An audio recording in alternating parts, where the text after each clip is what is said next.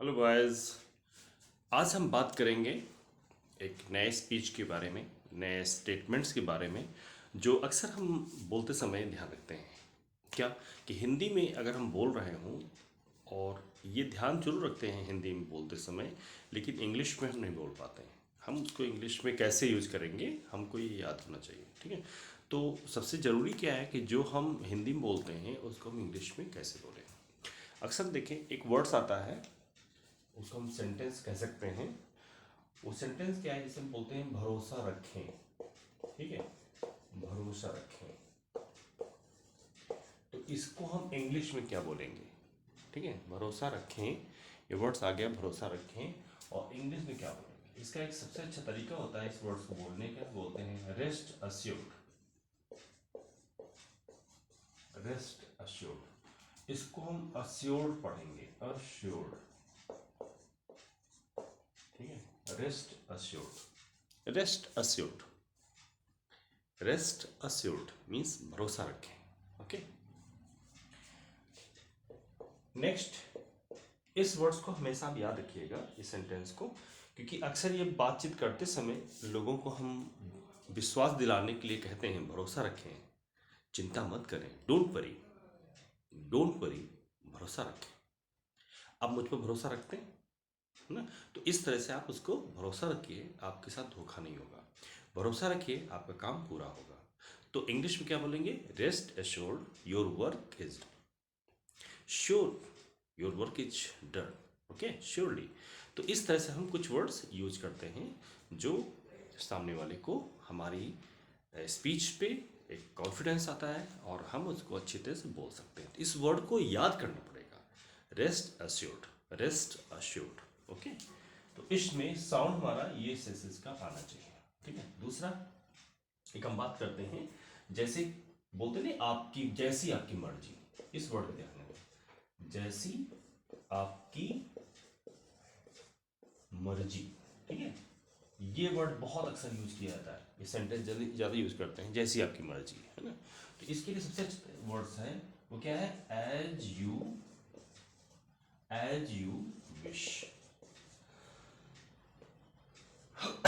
इसी को एक और बोल सकते हैं एज यू लाइक, जिसका अर्थ ये भी होता है जैसा आप पसंद करें, जैसा आप पसंद करें, ठीक है, एज यू लाइक, ठीक है, as you wish, as you like, जैसा आप खुश रहें, ये जिसमें आप खुश रहें। एक वर्ड और आता है जिसमें, जिसमें आप खुश रहें, ठीक है, आप खुश, खुश रहें, ठीक है।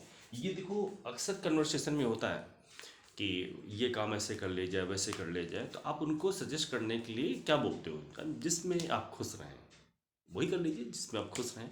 तो इंग्लिश में हम उसको बोल सकते हैं as you please, as you please, ठीक है, जिसमें आप खुश रहें, एज यू प्लीज।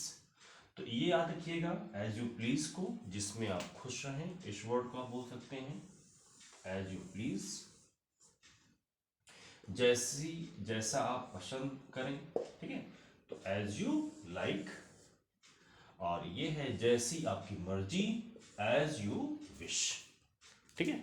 और ये रखें भरोसा रखें, रेस्ट अश्योर्ड, रेस्ट अश्योर्ड। इस वर्ड्स को हम यूज कर सकते हैं, सेंटेंस को यूज कर सकते हैं आपको अपनी स्टेटमेंट को कहते समय, ठीक है। तो इनको आपको ध्यान रखना है।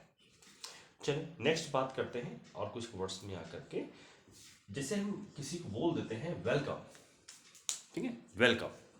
तो ये जो वर्ड्स है ना, वेलकम, तो वेलकम ये वर्ड हम बोल करके जो कहते हैं ना स्वागत है, स्वागत है, ठीक है, वेलकम।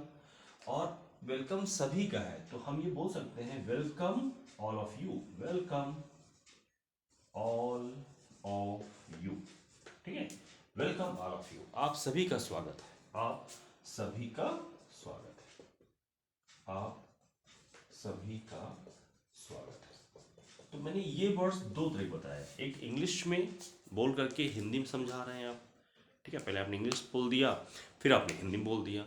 हिंदी को इंग्लिश में बोल रहे हैं, पहले आप सोच रहे हैं कि हम हिंदी ये वर्ड्स होती है और इसको इंग्लिश में क्या बोलेंगे। तो इसको ध्यान रखते हुए आपको देखना है कि उस हिंदी वर्ड्स को आपको इंग्लिश में कन्वर्ट करना है। तो सबसे पहले क्या है कि हमें उस साउंड को याद होना चाहिए, कैसे साउंड में हम बोलेंगे, क्योंकि इसमें श्योर और श्योट, एक सा की साउंड आती है, एक एच की शिटी वाले सा की साउंड आती है। तो साउंड को ध्यान रखते हुए आपको अपनी बात को बोलनी है, अपने स्टेटमेंट को बोलनी है। तो first of all you just learn English and always speak effective English. Means आपको वो वर्ड्स यूज करने हैं कि आपने बहुत थोड़ा ही बोला है लेकिन वो बहुत ही परफेक्ट वर्ड हैं और वो वर्ड सामने वाले को काफ़ी इंस्पायर्ड करते हैं।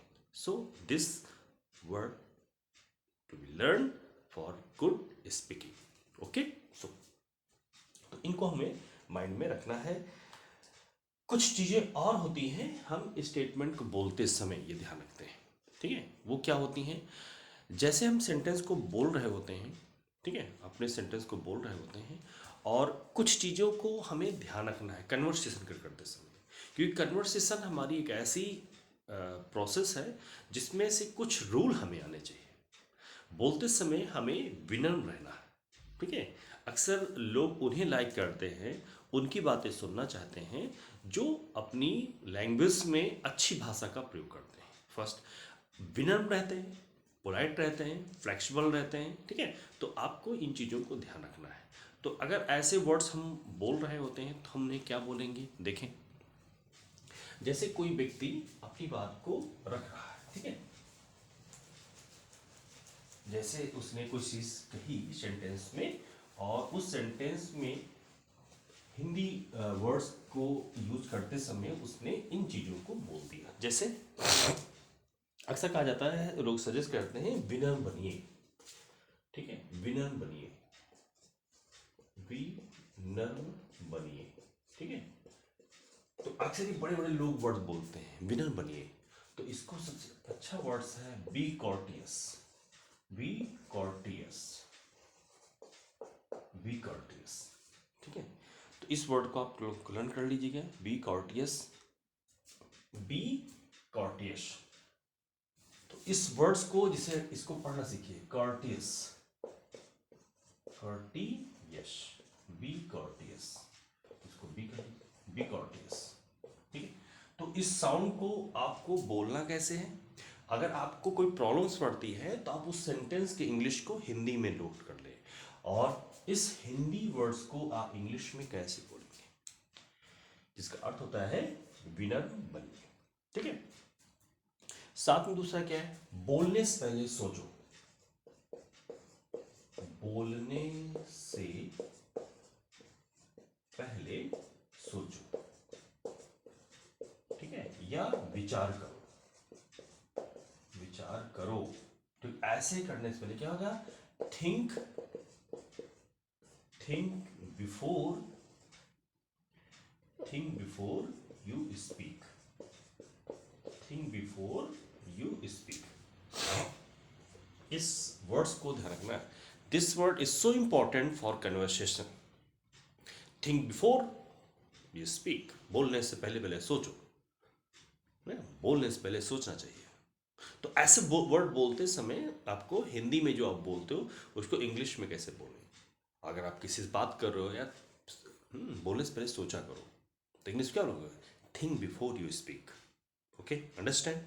अब इसको अच्छा बोलने के लिए, think before you speak, understand, understand, समझे।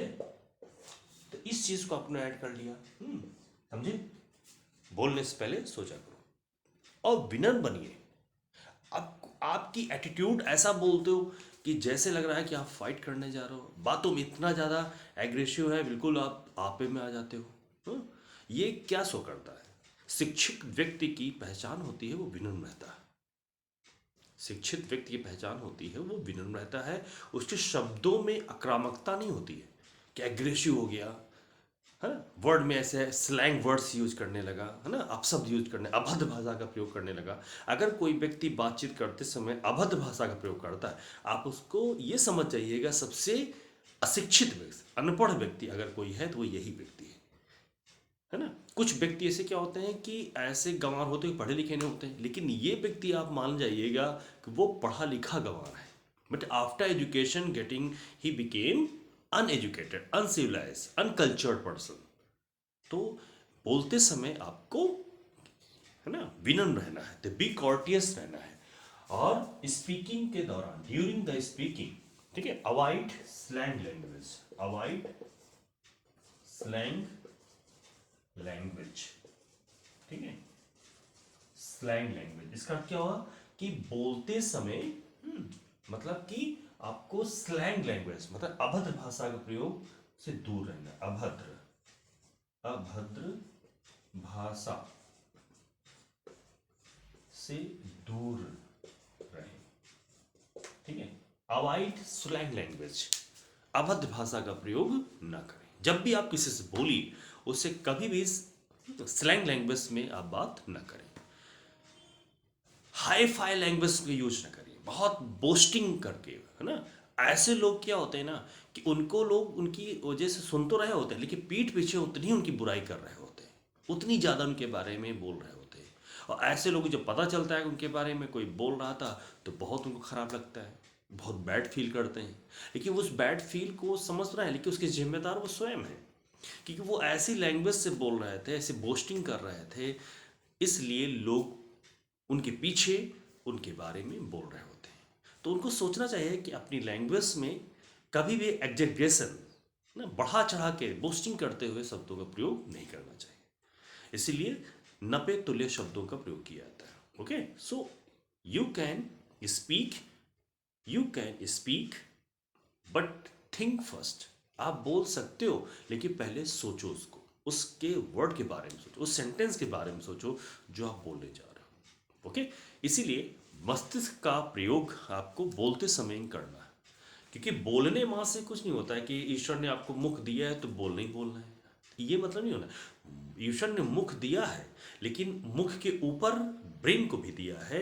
आप इससे थिंक करिए और फिर बोलिए। Okay, first think then speak, इसीलिए कहा गया कि थिंक बिफोर यू स्पीक, और you can say first think then speak. Okay, so मैं आपसे आशा करता हूँ, I hope you will speak good, with good manner, good style, good body language, full confidence you can speak. So thank you for watching, and daily make note and just learn, learn and learn. आपको इन words को, इन sentence को learn कर लेना, याद कर लेना, क्योंकि जब कोई चीज़ हमें याद रहती है तो हमारी ज़बान पे होती है। जब वो हमारी ज़बान पे होती है तो हम उसको बहुत प्रॉपरली ढंग से यूज़ कर सकते हैं।